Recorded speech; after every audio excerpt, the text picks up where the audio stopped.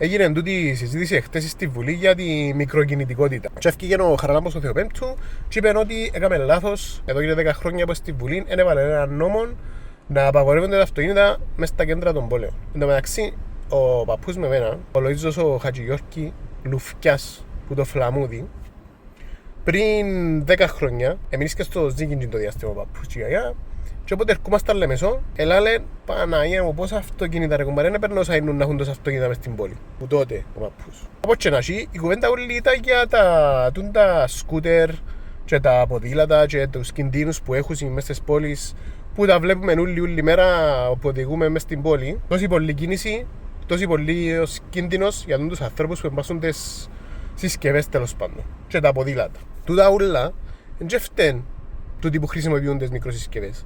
Γιατί τούτοι οι άνθρωποι που δουλεύουν, έφηβοι, μητσοί, που πάσουν θέλουν να έχουν μια αυτοεξάρτηση, να μην πρέπει να εξαρτούνται από τον καθέναν, να μπορούν να κυκλοφορήσουν. Και τούτα ούλα πηγάζουν που ένα θέμα. Το Υπουργείο Μεταφορών, Συγκοινωνιών και Έργων, τόσα χρόνια, υπουργοί, διευθυντές, όσοι ήταν εκεί μέσα και κάμναν σχεδιασμούς να που κάμναν, δεν έκατσαν να σάσουν ποτέ τα λεωφορεία. Μισό νησί. Ούτε 1 εκατομμύριο κόσμος δεν είμαστε.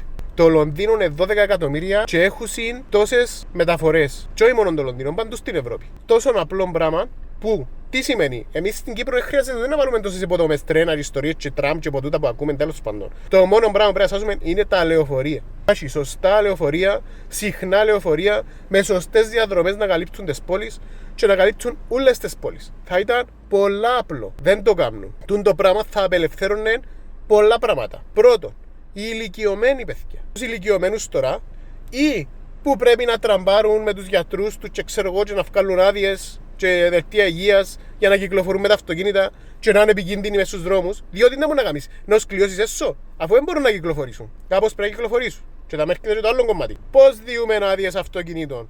Όποιος και να είναι πιάνει άδειες αυτοκινήτων, εγώ ξέρω πολλούς που ή φοβούνται να βγουν πας στο highway ή δεν ξέρουν να βάλουν πισινή. Έχει κόσμο που φάτε να βάλει πεζίνα, ας πούμε. Και έχουν άδεια οδήγησης του διούλη. Δεν υπάρχουν σωστά μαθήματα, δεν υπάρχει σωστή υποδομή, δεν υπάρχει τίποτε για τις άδειες οδήγησης.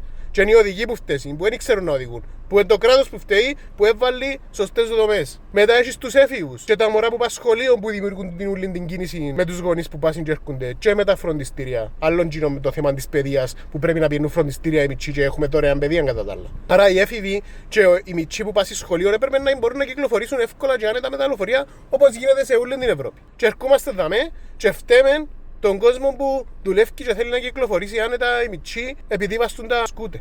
Που γίνεται παντού το πράγμα. Πολλά απλό πράγμα. Και όλα τούτα ξεκινούν που τις μεταφορές που δεν κάνουν τίποτα γιατί έχουν συμφέροντα τούτοι που πουλούν αυτοκίνητα και ξέρουμε τα κουμπαριλίκια να μου γίνονται. Πρέπει κάποια φάση να φέρουμε τον νου μας και να βάλουμε μέσα μαζικής μεταφοράς. Πέτε μου στα σχόλια εσείς τι νομίζετε.